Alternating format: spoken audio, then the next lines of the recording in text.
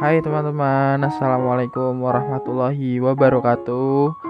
Om Swastiastu, Namo Buddhaya, Salam Kebajikan, Salam Unity. Balik lagi sama gua Bagas Maesa dari kelas Industrial Engineering B2. Di sini gua akan menjelaskan menurut pandangan atau pendapat gua mengenai apa itu hyperrealita atau hyperreality. Jadi hyperrealita ini adalah konsep yang menggambarkan kondisi di mana realitas dan simulasi menjadi tidak terbedakan gitu.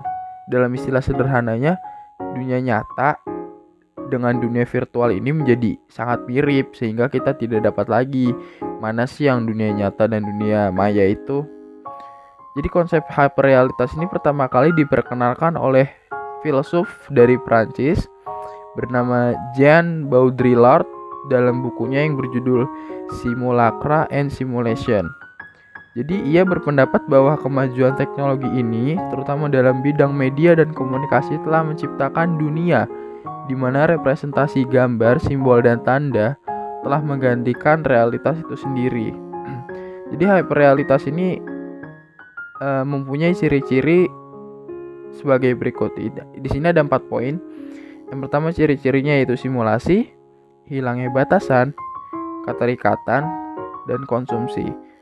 Simulasi di sini ditandai di mana representasi menjadi lebih nyata daripada realitas itu sendiri. Sebagai contohnya, film dan video game dapat memberikan pengalaman yang lebih nyata daripada kehidupan nyata. Yang kedua itu hilangnya batasan. Batasan antara realitas dan simulasi menjadi kabur atau tidak terlihat gitu loh. Kita menghabiskan waktu yang sama di dunia virtual dan dunia nyata, artinya real time, waktu yang sesungguhnya, sehingga sulit untuk membedakan keduanya. Yang ketiga ada keterikatan. Kita menjadi terikat pada representasi dan kehilangan koneksi dengan realitas yang sebenarnya. Kita lebih peduli dengan bagaimana sesuatu terlihat daripada makna sebenarnya itu bagaimana. Yang keempat itu ada konsumsi. Hyperrealitas mendorong konsumsi yang berlebihan karena kita selalu didorong untuk membeli dan mengkonsumsi barang-barang yang diiklankan sebagai cara untuk mencapai kebahagiaan dan kepuasan. Contoh hyperrealitas di media sosial, contohnya itu menciptakan dunia virtual di mana orang-orang menampilkan versi ideal dari diri mereka sendiri. Contohnya apa? Contohnya penggunaan filter pada Instagram yang memungkinkan kita untuk mengedit video atau membentuk fisik kita itu sesuai dengan idealnya kita itu maunya seperti apa gitu. Jadi sebenarnya bisa menjadi dampak buruk maupun juga dampak negatif bagi kita. Yang kedua itu video game. Video game yang realistis dapat memberikan pengalaman yang lebih nyata daripada kehidupan nyata. Contohnya video game di sini kita sudah menggunakan teknologi yang namanya virtual reality atau VR.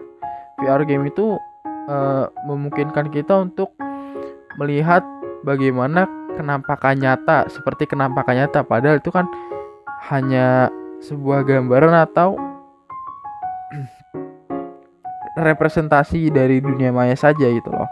Yang ketiga ada rekonstruksi sejarah. Jadi sejarah sering rekonstruksi melalui film dan narasi, sehingga kita mendapatkan pemahaman yang tidak akurat tentang masa lalu. Poin yang selanjutnya itu implikasi hyperrealitas. Yang pertama ada hilangnya keaslian.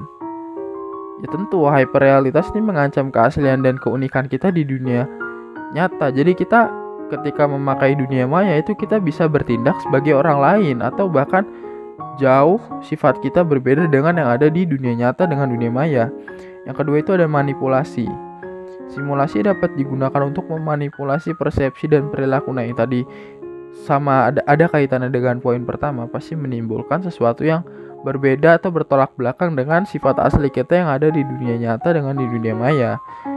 Ketiga, kehilangan makna. Kehilangan realitas dapat menyebabkan kehilangan makna serta tujuan asli kita di dunia nyata seperti apa. Misalkan tujuan kita di dunia nyata ingin seperti ini, ketika kita masuk ke dunia maya, kita terjebak dalam dunia maya dan itu merubah konsep atau tujuan kita di dunia nyata. Jadi kesimpulannya, Hyperrealitas adalah konsep yang kompleks yang memiliki implikasi yang luas pada masyarakat.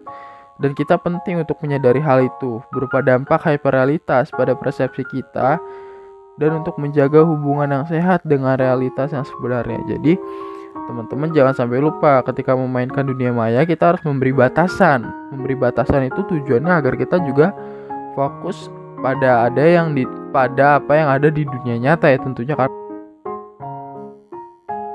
Oke, cukup sekian penjelasan gue mengenai hub realita. Kalau emang ada kurangnya tolong dimaafkan dan jangan lupa di komen, di like, juga di subscribe ya teman-teman.